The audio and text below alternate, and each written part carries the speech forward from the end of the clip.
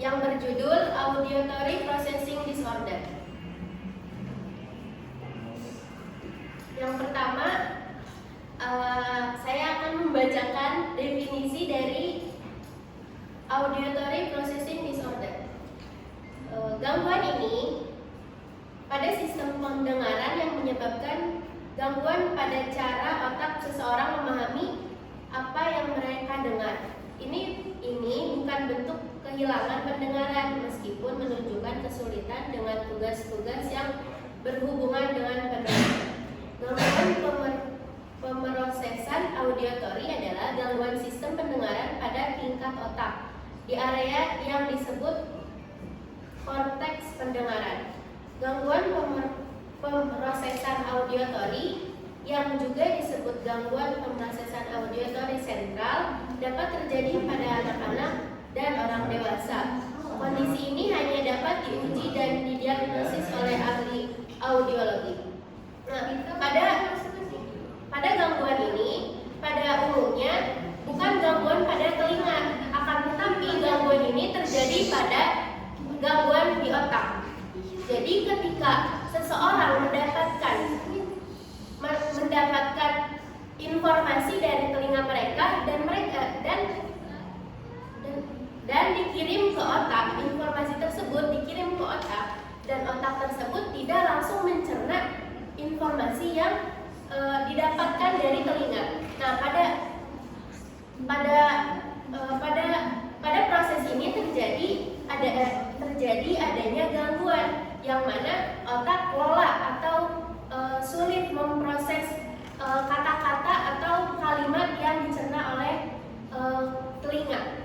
Nah, adapun gangguan ini biasanya terjadi pada orang dewasa dan lebih parahnya lagi, gangguan ini terjadi pada anak kecil.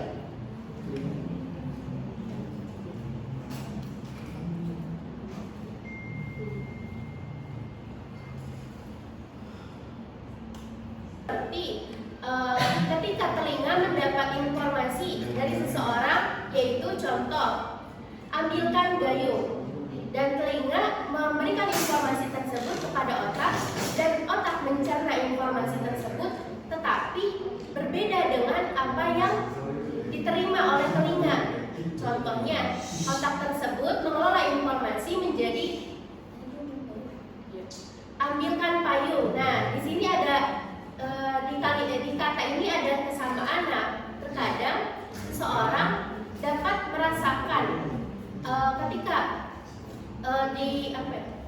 ketika ada kata yang sama itu pengucapannya berbeda gitu. Nah, di sini terjadilah gangguan pemrosesan auditory. Dan gangguan ini tidak bisa seseorang langsung mengklaim bahwa dirinya mengidap APD atau Auditory Processing Disorder.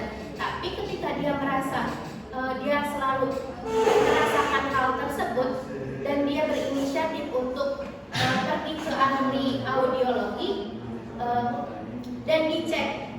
Nah, di sini kita dapat mengklaim kalau misalnya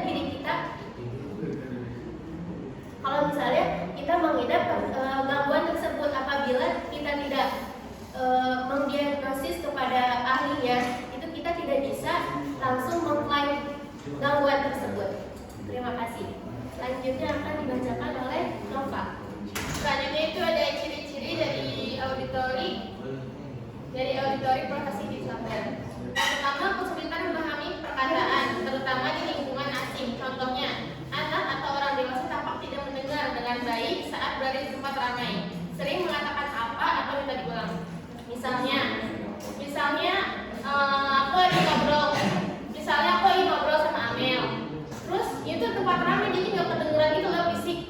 Terus Amel ngomong panjang lebar, aku nggak jadi kayak, hah? Apa Mel? Coba dong ulang. Gitu loh, kayak gitu. Yang kedua, sulit mengikuti instruksi lisan, seperti kesulitan mengikuti perintah yang panjang atau kompleks, meskipun sudah dijelaskan secara jelas.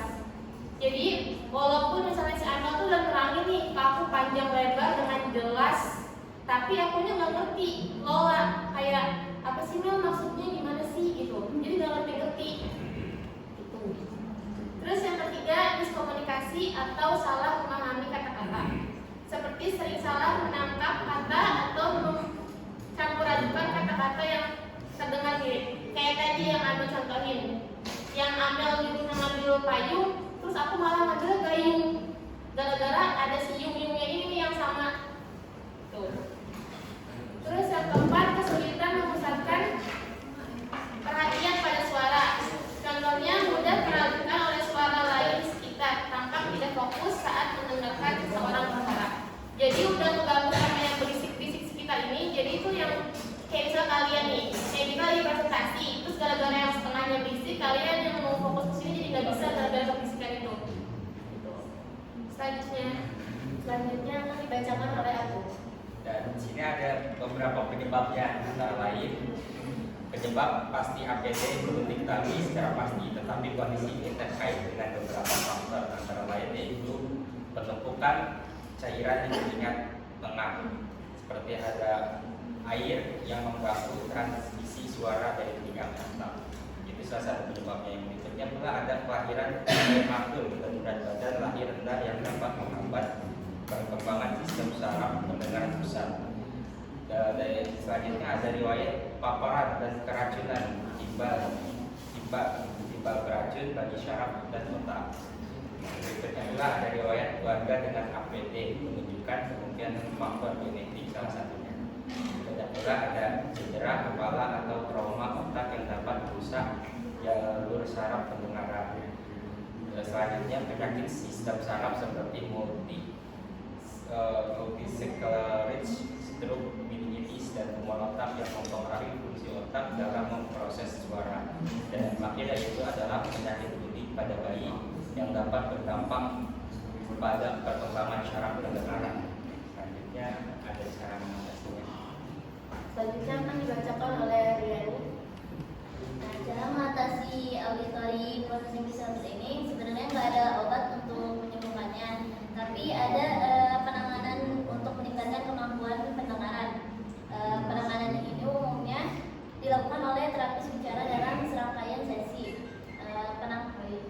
Penanganan auditory processing disorder umumnya berfokus pada 3 hal utama, yaitu mengubah lingkungan pembelajaran atau komunikasi.